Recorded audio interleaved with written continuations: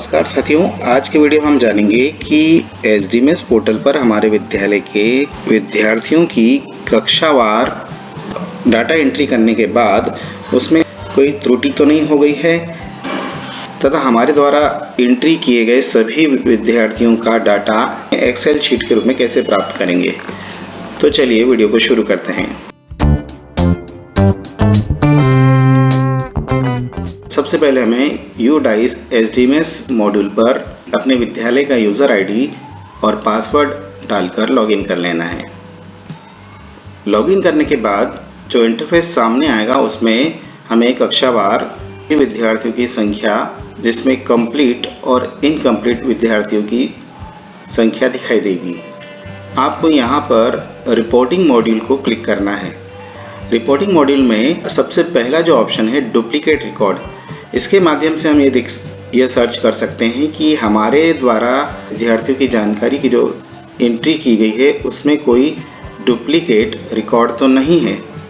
इसके लिए आपको duplicate by section level, class level, school level, Aadhaar level आदि ऑप्शन दिखाई देते हैं।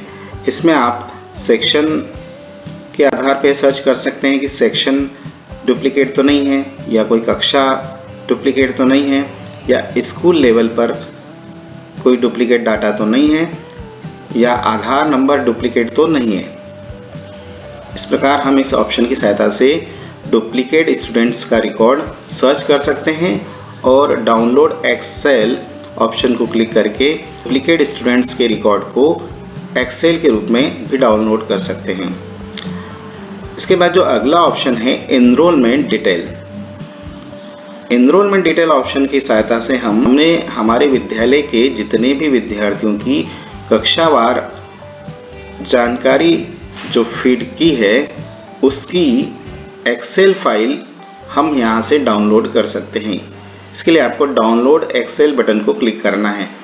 क्लिक करने पर हमारे विद्यालय के सभी कक्षाओं के विद्यार्थियों की पूरी जानकारी एक्सेल फाइल के रूप में डाउनलोड हो जाती है।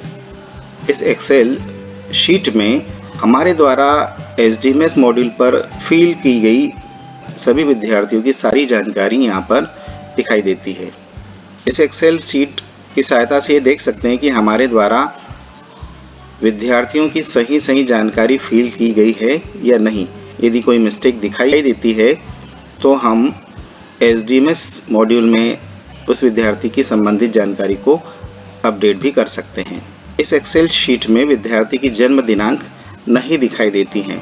जन्म दिनांक हम कैसे चेक करेंगे ये भी आगे मैं वीडियो में आपको बताऊंगा। रिपोर्टिंग मॉड्यूल में जो अगला ऑप्शन है स्कूल एनरोलमेंट, इस ऑप्शन की सहायता से हम अलग अलग प्रकार की यहाँ पर डेटा का एनालिसिस कर सकते हैं, जैसे class and gender wise, social category wise, minority wise, age wise और empowerment wise. Class and gender wise को हम जब क्लिक करते हैं तो हमारे विद्यालय की सभी कक्षाओं के विद्यार्थियों की जेंडर वाइज लिस्ट यहाँ पर प्रदर्शित होने लग जाती है। आप देखेंगे यहाँ पर कक्षावार बॉयज़, गर्ल्स और टोटल उनकी संख्या दिखाई देती है। आप इस डेटा को अपने विद्यालय के डेटा से टैली कर ले, इसमें कोई मिस्टेक तो नहीं है। यदि इसमें कोई मिस्टेक है तो जो अभी आपने एक्सेल शीट डाउनलोड की है वहाँ पर आप देख सकते हैं कि किस विद्यार्थी का जेंडर हमने गलत फिल कर दिया है। इसी में अगला जो ऑप्शन है सोशल कैटेगरी वाइज, इसमें जातिवार और कक्षावार लड़के और लड़कियों की यहाँ पर संख्या दिखाई देती है। जातिवार इस रिपोर्ट को भी आपको ध्यान से देख लेना है कि आपके विद्यालय में दर्ज विद्यार्थियों के जातिवार आंकड़े यहाँ पर सही प्रदर्शित हो रहे हैं या नहीं। यदि नहीं है तो आपको ये देखना है कि किस कक्षा में जातिवार विद्यार्थियों की संख्या सही नहीं है। इसके लिए आपको हमारे द्वारा डाउनलोडेड एक्सेल शीट में विद्यार्थियों को देखना है। जैसे मैं यहाँ पर देखता हूँ तो यहाँ पर कक्षा 12वीं में एससी की गर्ल प्रदर्शित कर रहा है, जबकि इस विद्यालय में सभी विद्यार्थी एसटी कैटेगरी के हैं। तो हमारे द्वारा डाउनलोडेड एक्सेल शीट में हमें देखना है कि कक्षा 12वीं के किस विद्यार्थी को की जाति हमने गलती से SC सिलेक्ट कर दी है। जब हम एक्सेल शीट में कक्षा 12वीं के विद्यार्थियों की सूची देखते हैं तो हमें यहाँ पता लगता है कि हमने एक विद्यार्थी की जाति गलती से SC सिलेक्ट कर ली थी। इस कारण से यहाँ पर SC प्रदर्शित होता है। अगले ऑप्शन में हम माइनॉरिटी वाइज रिपोर्ट देख सकते हैं। इस रिपोर्ट को भी आपको चेक कर लेना है। इसके बाद जो अगला ऑप्शन है एज वाइज, उम्र के आधार पर रिपोर्ट यहाँ पर कक्षावार दिखाई देगी। यहाँ हम देखते हैं तो 51 से 66 वर्ष में एक बालिका यहाँ पर प्रदर्शित हो रही है और यह बालिका कक्षा 10वीं में दिखाई दे रही है। इसका मतलब ये हुआ कि हमारे द्वारा कक्षा 10वीं के विद्यार्थियों का डाटा फिल करते समय किसी बालिका की जन्म दिनांक गलत टाइप हो गई है।